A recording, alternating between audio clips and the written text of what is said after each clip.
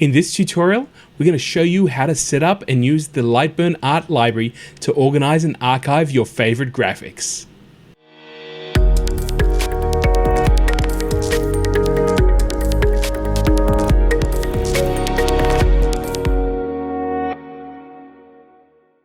Hi, my name is Gil, and today we're going to go through setting up your art library in LightBurn. This is a requested tutorial and something I use every time I work within LightBurn. Like always, before we jump into LightBurn, let me take a moment to invite you to hit that subscribe button and bell icon so you don't miss out on any of the upcoming tutorials and projects based around LightBurn. And I would love it if you could join us for the laser live streams that we host on this channel, where you can show off your successful projects and meet other fellow laserologists who are exploring what they can do with their lasers. The link to the group is in the description below, and I look forward to seeing what you can create with your laser.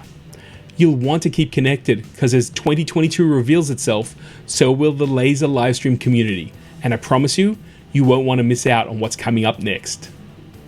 Okay, so let's jump into LightBurn so that you can learn how to use this new and powerful tool to keep all your graphics available at your fingertips. Alright, so we're back here in LightBurn, and today we're going to go through how to set up the art library, something I use immensely in my tutorials. When I'm trying to pull out some artwork that I've already prepared, I put it in the art library, and I've gotten a number of requests both on Facebook and YouTube asking me to go through and explain how to set up the art library and how I personally go and organize all my files. So we're going to do that right now. First of all, let's go and import some artwork so that we can bring this artwork into the art library. So I'm going to go up and go to import, not export, import. And I've been watching some TV during the lockdown here in Australia, and I've been enjoying a TV show called UFO. I'm not sure if you guys are familiar with it or not, but it happens to be a TV show from the 70s by a guy called Jerry Anderson. And here is a logo for the TV show. We're going to use this as an example. Here's a logo for shadow. In this case, I could go and highlight it and try to trace it, but I'm going to lose a lot of things like shadows and stuff like that. Not the shadow name, but you can see here that the shadow in the actual image itself is going to morph the trace. So if I were to trace it this way, I would end up with an image like that. That doesn't work for me. Won't work for you, and this is the first type of image that you can actually put in the art library, so it's not a problem. Let's go and pull up the art library window, and for that we go to Window, Art Library, and you can see here I've got a number of art libraries that I've been using over the last couple of months, especially in the tutorials, and I've actually stuck the art library in the upper area. You can do that yourself if you want, and here you can see all your artwork displayed as icons, and if you want them you just pull them down and use them that way. That's an image as well. This is from the Christmas. We've got the Darkly logos stuff here too, so it's not a problem. What else we got here? We've got engraving images from the engraving video that I did. So there's the image that we were using. Of course, if you don't like that, you can just pull it off the dock, and in fact, if you close it up and reopen it again, oh, it does keep the format. So you can actually work this out in any format that you like, which is really kind of nice. A lot of people like to have it in this standard way, an arena. So let's go and bring that over the side. We've got some laser live stream stuff. Again, we can pull that out. I'm going to show you right now how you actually organize these different libraries, and these different libraries happen to be all separate files. So when I hit the new button to create a new art library, it's brought me directly to a LightBurn directory where I actually have a LightBurn Art Library, and I also have a LightBurn library for all my settings. So I've split them up. You can put these anywhere on your hard drive, or if you want, you can actually share them to the cloud or to maybe a service where other computers can pull them down. It's totally up to you.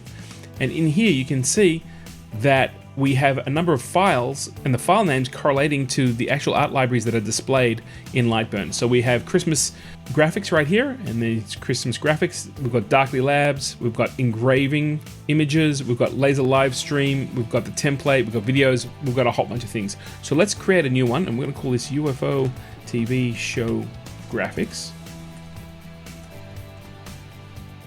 And we're going to hit save.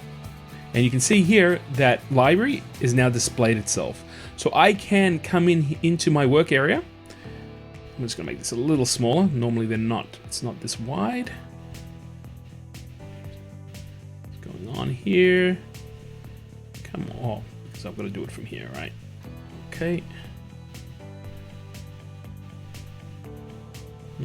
Doesn't like to do it that way. That's okay. I've changed some of the settings. That's all that's going on there. In this case, the fastest way to import this into whichever art library that you're using is just to hit this import graphic from project. And I can sit here and say UFO-shadow. And it has now entered it into this area. So I can double click it and it will drop it on the work area for me. That is probably the fastest way to do that. You can also add any graphics that you've already prepared. So you might have logos, you might have artwork. So in this case, I'm going to go to the import. I'm going to go to desktop where I have my UFO artwork. And there's a bunch of stuff here. So I'm just going to select all of these. And I'm just going to hit open. And there you go. It has imported all of this into the art library instantly. So I have some artwork here. I have some line drawings. I can pull in, this is the design of the UFOs that were attacking the Earth in the TV show. I also have another copy of the shadow logo. And I can organize this, I can rename it. So I've already got one, so let's delete this one. So we'll just hit delete. We will definitely delete it. We have another vehicle from the TV show called Skydiver. Skydiver is pretty cool. Skydiver, if I make it small enough so you guys can see, it is a submarine with a jet fighter attached that actually launches should a UFO decide to come and attack. If you're into science fiction, and especially the old 70s stuff, Jerry Anderson, Thunderbirds, all that sort of stuff, definitely check out the show if you haven't seen it before. Some of the model work is amazing. So we can bring in both artwork and we can actually also bring in tracing. So let me show you what we're going to do. I'm going to use an example. Oh, let's just create a box around this one. And before I do that, let's see if we can do this. I'm going to do this on the fly. I'm pretty sure I can do this. So let's see if we can use the offset tool. My friend, the offset tool is there. So we've got pieces of that working. I'm going to make that a little bit bigger. I'm going to grab all of that and center it because that's what we're going to do. And what else I'm going to do? Just really quickly, we're going to go grab this and write Jerry Anderson TV show. Scale that down a little bit. Move that in here. And I'm going to group all of these things. Let's group them. There you go. But let's see if we can get an image in there too. I don't think I can. Let's see. No. So it'll select. That's an interesting. I've never actually run into that problem before, but let's see. Oh, it does. So there you go. That's actually something that I've never really noticed before. So now we've got this. Let's import the object, and we'll go TV badge. Why not? And interesting. It won't do the lines, but it will do the image. Oh no, there it is. Sorry. I stand corrected. So there you go. You've got a design that goes straight into the art library without a problem, whether it's a line or an image. You can group them all together and you can bring them directly into the art library. So you can get as creative as possible. Maybe you've got logos, maybe you've got a whole bunch of different things that you want to use over and over with your laser work.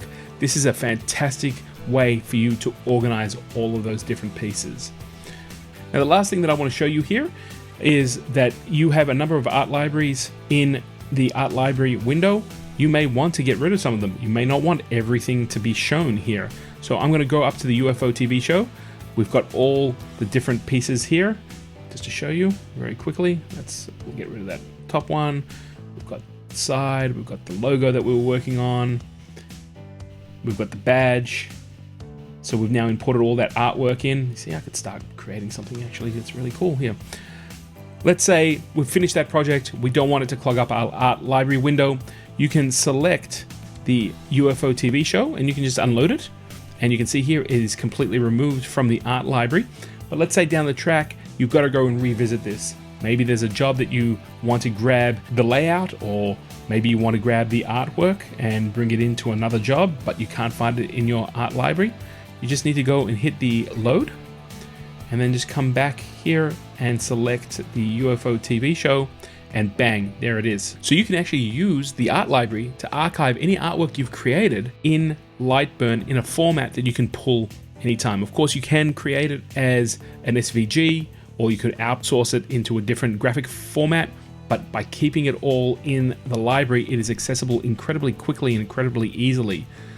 So there you go, guys. How to set up your art library and use it in the best way possible. Let us know down in the comments below how you're going to use the art library. Maybe you found a different spin on using the art library. Maybe you're going to just use it to archive projects. Maybe you're going to go and use it in a completely different way. Let us know, because it's by sharing that we all get stronger in our laser journey. Okay, now you can organize your graphics and have access to them quickly and effectively. Any way you look at it, you just leveled up your LightBurn game. Want to learn more about how you can use LightBurn to get the results you want quickly? If your answer is yes, Gil, feel free to check out some of these laser tutorials right here, and don't forget to come and visit us on the laser live streams. As for me, I'm gonna go finish off another laser project, so I'll catch you right here for our next video. Go and make something amazing.